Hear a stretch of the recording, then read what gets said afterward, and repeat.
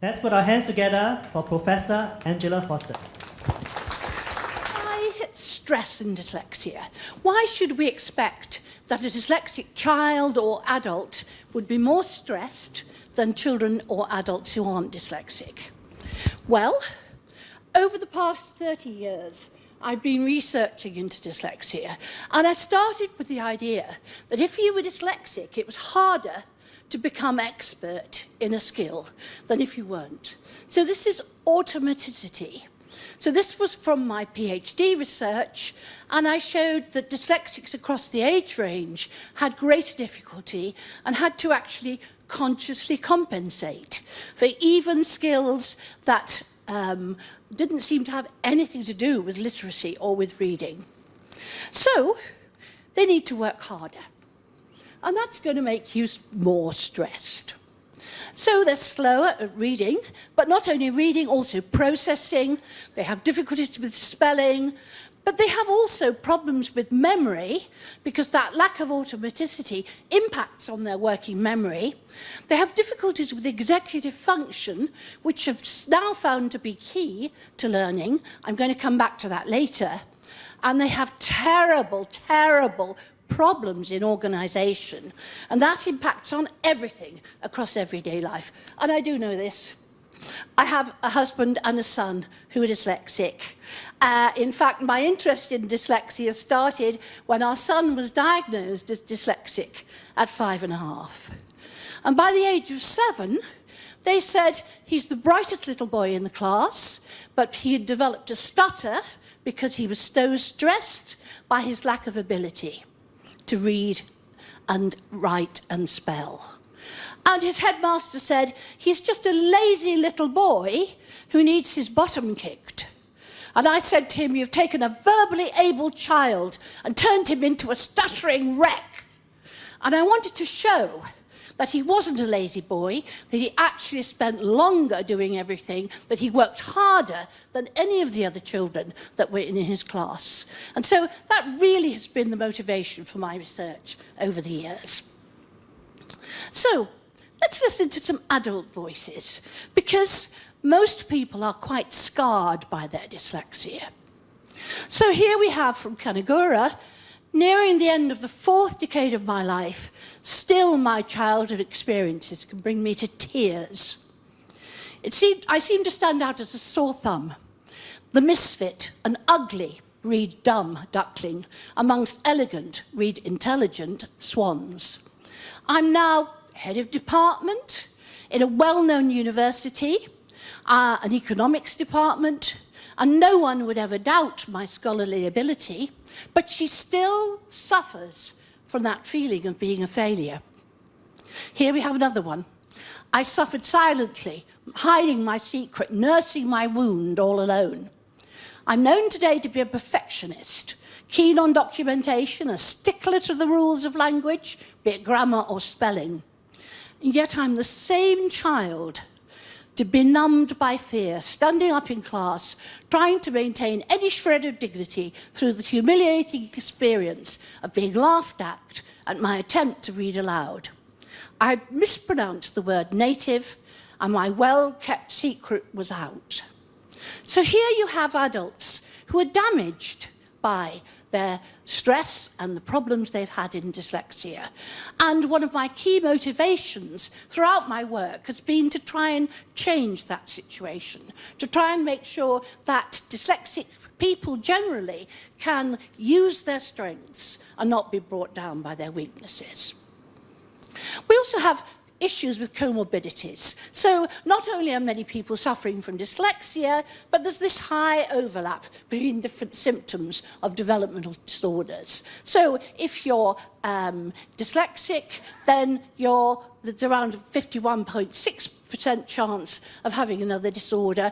If you're ADHD, then you have an 80% chance of having another disorder.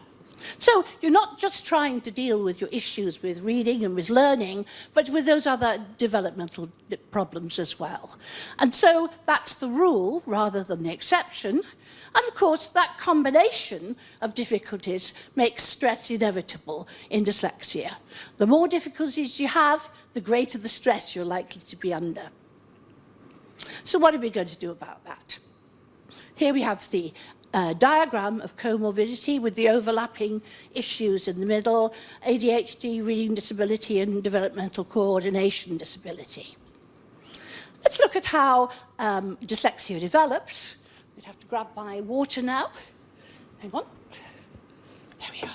Between the birth and the age of 8, when it might be diagnosed. We're looking at problems in the procedural learning system. That's learning facts. Not facts, but how to do things. Sorry. Wrong way around completely. So there might be problems in the motor learning system or the language learning system. And that will lead the motor ones into problems in motor skill, the language ones into problems in speech, but also motor skills are highly involved in speech. One of our most complex motor skills is the pronunciation of words. So those will both impact.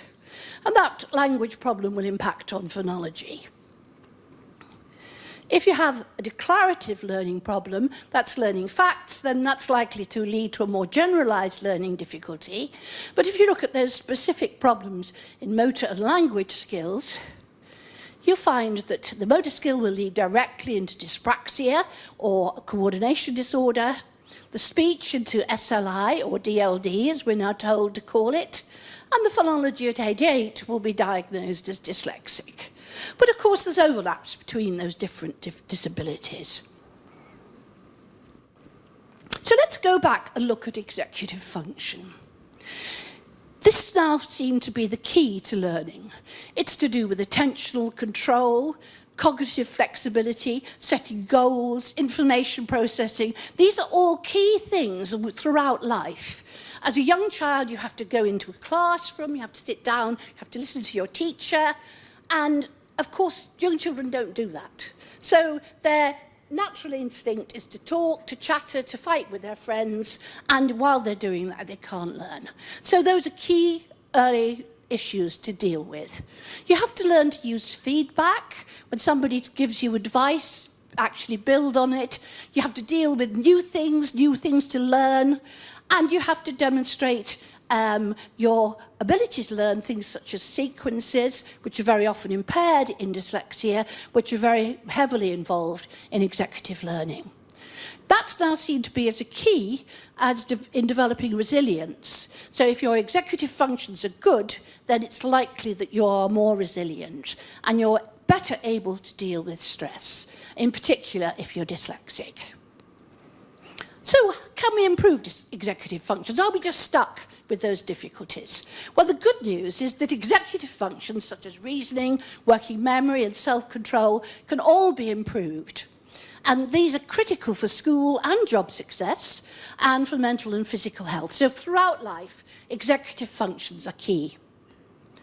It needs to be progressively challenged as children improve. Repeated practice is the key. But children devote time and energy to activities they love. So you actually use their motivation to succeed to advantage. So they want to learn, they enjoy challenges in the early stages. And you can use emotional, social and character development, such as martial arts, yoga and other curricula which have been shown to improve executive function. The best news of all is if you have bad executive function, then you're going to make the most progress, because those are the ones who have the best opportunity to catch up with their peers and not be left behind. So we also have self-esteem. Self-esteem indicates the degree to which you see yourself as worthy and capable. And that's actually quite hard for dyslexics. So low self-esteem leads to feeling unworthy and inadequate. And if you're told so many times in school that you can't do things, very hard to maintain your self-esteem. They can be positive or negative, and it's based on our own understanding of ourselves. Attributions is how we deal with success or failure. Do we see things, our success is down to our own efforts, or do we think it's all down to luck? Is it within our own control, or is it just, are we just victims of fate? Do we just sit there waiting for things to happen to us? Dyslexic children and adults can be passive victims because they've learnt that they can't really succeed, and we need to help them to break those concepts, help them to reframe themselves, to see positive aspects in their dyslexia by working to their strengths. And of course, we all have strengths. We don't have to be brilliant superstars, but we all have aspects within our performance which is better than others. This is the locus of control, the understanding we can influence our own destiny, and it's contrasted with learned helplessness, which is linked with depression. It seems that nothing you do has any impact on the outcomes, and so this is linked to, if you do well, do you think it's down to you? If you do badly, do you think it's your own fault? Or do you think it's just bad luck? Was it a difficult exam paper and that's why you didn't do well? Or are you just useless? Are you stable or variable in how you attribute success or failure? You need to be realistic and also deal with and build on your failures. Eric here at the front is looking at me. He was telling me earlier that he builds on his failures to make successes. I think he's going to talk later. So stress and learning. So our brains work by combining two major systems which work together, sometimes in competition. The declarative system is based on the mind, and it's based on facts. It's language-based, it's available to consciousness and thinking, but the procedural system is the one which we think is most impaired. So it's habits, automatic processes, brain-based learning, and those are the things that you find difficult if you're dyslexic. So here we've got a sea anemone, whoa, floating in the sea, and now look, stress, and it's going to close up completely. Whoa, close up completely. Stress shifts your processing to that brain-based, action-based procedural system, to fight or flight, and it reduces your blood supply to your declarative circuitry in the brain. So even relatively mild stress causes us all to batten down the hatches, and it blights any ongoing learning processes. And that leads to particularly difficult consequences for dyslexic people because it shifts them from their strong declarative learning to their weaker learning systems. But it's a major issue for everyone. Stress is the assassin of cognitive function. Here we've got the effects of chronic stress. So we start off with resistance to stress, and you dip, and then you pick up again. But look what happens at the end. What happens is that, if we can move on, you get an alarm reaction, a stress response, and a resistance phase where you adapt and you try to reduce the cortisol-induced changes, but then you go into an exhaustion stage. You can't do it, your immune system suffers, your mental and physical resources suffer, and you collapse and you burn out. That's terrible. What happens with traumatic stress? Kevin this morning talked about, do we have cognitive blisters? Well, I think we definitely do. Aversive experiences, which are common for dyslexics, induce shame or guilt. They can lead to post-traumatic stress disorder and phobias. Leads to aversion, learned helplessness, toxicity, mental abscess, avoiding learning, and mental freezing. So not good news for anyone. So what happens with stress and dyslexia? It's an ancient evolutionary adaptation. The fight, flight, or freeze response provides rapid physical activity and environmental monitoring. But it's much worse for humans than it is for animals because we can imagine stress. We can imagine standing up in that classroom and trying to read when we know we've got difficulties. We can imagine standing on a platform and talking to hundreds of people. So we have stress, imagined stress, and that is much more constant. And it primes the stress system and the stress without any stress release mechanism. So even mild stress causes a procedural shift, leads us away from declarative system to the procedural habit-based system, and that's particularly bad for dyslexic people because it eliminates their preferred processing mode, forces them into the weaker mode. Chronic stress has serious consequences, leading to a general adaptation syndrome, impaired learning and effect in the case of dyslexia. So school-specific chronic stress can lead to mental abscesses that result in a maladaptive fight, flight or freeze response, which even excellent teaching cannot overcome. So we'll see some of this later in some of the case conferences, the reader case conferences that DAS will present. Here we're looking at the overlap between psychiatric symptoms and dyslexia, and it's saying that very often they don't really overlap at all. So attention deficit, one of the criteria is unable to finish their work on time. Maybe they just can't do it. Maybe it's nothing to do with attention. ASD, difficulty with communications. I worked with a dyslexic proofreader completely unable to communicate with his colleagues because he had to focus down so hard on his work to try and be successful. And they thought he was, useless. They wanted to get rid of him. So conduct disorder, really, really badly behaved kids, putting up smoke screen to try and hide the fact that they're really struggling with the basics. Particularly vulnerable in transitions, because when you move on from school, you lose some of the concessions you had, you have loss of access to your parental support, you have to try to hide your difficulties in new environments, set up new personal relationships. It can be a complete mess. Hardly surprising if it all becomes too much. Have you heard parents say, "My other children are bright, is that fair?" Resilience and success in dyslexia are critically dependent on having someone who believes in you. And that's usually parents, but it could be a teacher or a tutor. And a greater understanding of the profile of skills, strengths and weaknesses in dyslexia can transform the dyslexic child and adult. So adults with dyslexia report that being stereotyped as stupid, mentally incapacitated, cheating and lazy places a greater emotional burden on their lives than their language-based difficulties.